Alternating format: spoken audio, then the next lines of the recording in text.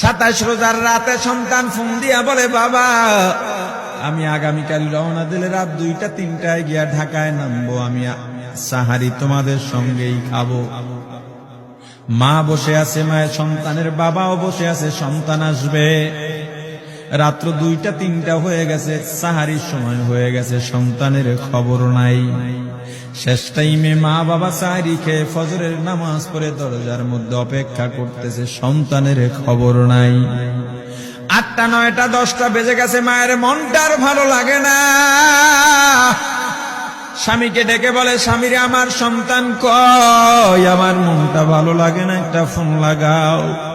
স্বামী ডাক দিয়া বলে, চিন্তা করো না, ঈদের সময় যানজট থাকতে পারে, চলে আসবে। কিছুক্ষণ পর বাবার মনটাও ভালো লাগে না, বাইরে নেমে পায়চারি করতেছে। হঠাৎ করে একটা ফোন চলে আসছে। সন্তানের ফোন দেখে বাবার সে কি আনন্দ। ফোন রিসিভ করে যখনই সালাম দিল, অপর প্রান্ত থেকে সালামের উত্তরে সন্তানের কণ্ঠ পাওয়া যায় না। বাবা ডেকে বললেন, বাবা তুমি কে? এটা তো আমার সন্তানের কণ্ঠ নয়, তবে মোবাইলটা আমার সন্তানের। ওপার থেকে ডাক দেয়া বলে, আপনি কি এই লোকে, এই মোবাইলওয়ালার বাবা? বলে, হ্যাঁ।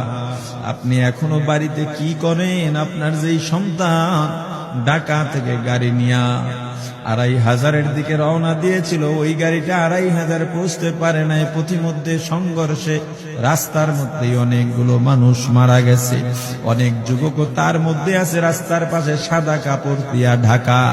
দেখেন আপনার সন্তান এই লাশের মধ্যে আছে কিনা। মোবাইলটা আমি রাস্তার পাশে পড়ে পাইলাম। বাবা পাগলের মতো একটা দৌড় দিছে। মা মনে করছে সন্তান বুঝি কাছাকাছি চলে আসছে। অন্যান্য সন্তানদের ডাক দেয়া বলে, তোরা কে, কোথায়, এদিকে আয়, তোদের ভাই বুঝি কাছাকাছি আসছে। আমার কলিজার টুকরা সন্তান, তোর বাবা যে আগায় আনতে গেছে, তাড়াতাড়ি নতুন চাদর বিছা, বালিশের কভার গুলো খুলে নতুন কভার লাগা, পানি গরম বস, আমার সন্তান এসে গোসল করবে। আহারে সবাই ফুলের মেলা, ফুলের তোড়া নিয়ে অপেক্ষা করতেছে। 4টা বছর কলিজার টুকরা বাড়িতে নাই, বিদেশ থেকে আসবে। বাবা স্পটে গিয়া দেখেন অনেকগুলো লাশ, সাদা কাপড় দিয়া ঢাকা। একটা একটা মাথার উপর থেকে কাপড় উঠান আর কৌতূহল বাড়তেছে, কাপড় উঠান আর কৌতূহল বাড়ে।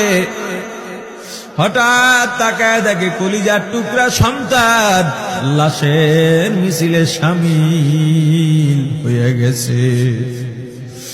বাবা সন্তানকে ধরে কাঁদেন আর বলেন, বাবা এত আদর আপ্যায়ন তোর জন্য, এত প্রস্তুতি রে বাবা।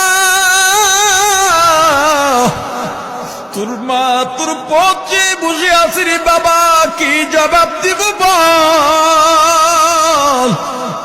তুই যেদিন রওনা দিয়ে বিদেশ চলে গেলি, তোর মা সারা রাত ঘুমায় নাই, দরজায় গিয়া তোর পথের দিকে তাকা রইছি। কত রাত আমি মা, আমি বাবা দেখলাম তোর মা গভীর রাতে বিছানায় নাই। খুঁজতে খুঁজতে দেখলাম দরজায় গিয়া তোর মা কাঁদে। কত রাত তোর মা তোর জন্য নামাজ পড়তে পত্রে রাত্রটা নির্ঘুম কাটায় দিছে রে বাবা। কত রাত তোর মা তোর জন্য দোয়া করতে করতে নির্ঘুম রাত্র কাটায় দিছে।